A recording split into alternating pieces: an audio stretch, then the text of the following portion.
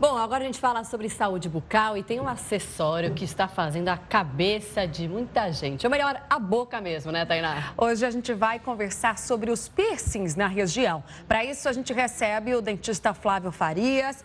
Bom dia, Flávio. Hoje em dia, a gente vê muita gente usando piercing na boca, na língua e até na gengiva, nos dentes também, eu já vi. Quais são os riscos desses acessórios? Bom dia a vocês. Bom dia. Sempre que a gente fala de piercing, a gente fala de perfuração. Então, o que acontece? O nosso organismo, ele está protegido pela pele e pelas mucosas. As cavidades estão protegidas pelas mucosas. Então, quando a gente está falando de piercing, a gente está acessando uma área que não deveria ter um risco de contaminação. Então, existem realmente, o piercing mais tranquilo é o piercing... Esse dá até aflição, né? Desculpa interromper. Esse é um pouco aflitivo, que são os piercings de freio, né? Que também estão sendo muito colocados. A gente tem que lembrar que a cavidade oral é uma cavidade extremamente contaminada. A partir do momento que você faz uma perfuração, você está abrindo uma porta de contaminação para o sistema. Então, o piercing, ele pode contaminar, sim, um sistema e pode te dar um problema sistêmico muito grande, além de problemas locais. Eu não sou contra piercing, não é isso, mas por conduta de saúde, existem riscos muito grandes para o piercing.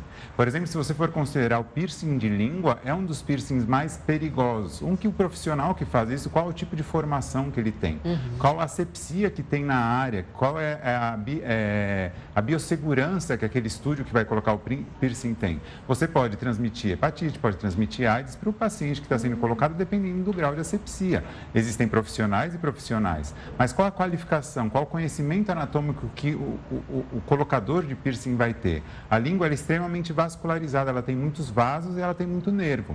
Então, se você não colocar exatamente na região central da língua, existe um risco de hemorragia pós-operatória. Essa hemorragia pode, sim, levar a um problema hospitalar. Então, assim, você pode perder a inervação da língua. Então, por isso que o piercing de língua é colocado bem ao centro, para não ter risco de pegar nenhuma artéria, nenhuma veia e nenhum nervo.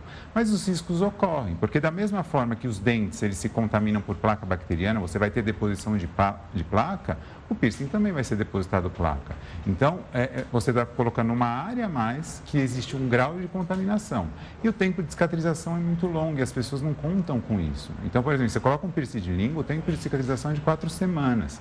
Um piercing de lábio são 5 semanas. Então, são riscos muito grandes no ato operatório do piercing e no pós-operatório.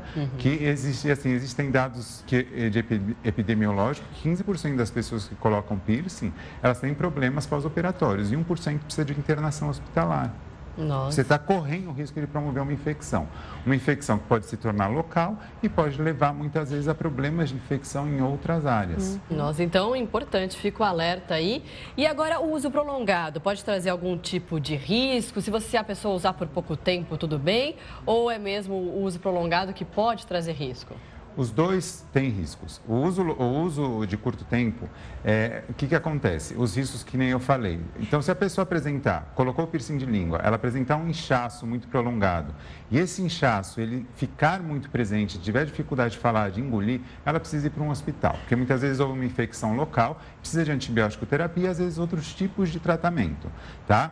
O uso prolongado, o que acontece? Segundo o Instituto de Câncer, o que eles falam? Que qualquer trauma constante, crônico, de longa duração, ele pode se tornar cancerizável. Os piercings de língua, por exemplo, o que as pessoas que usam o piercing de língua costumam fazer? Ficar brincando com o piercing na boca.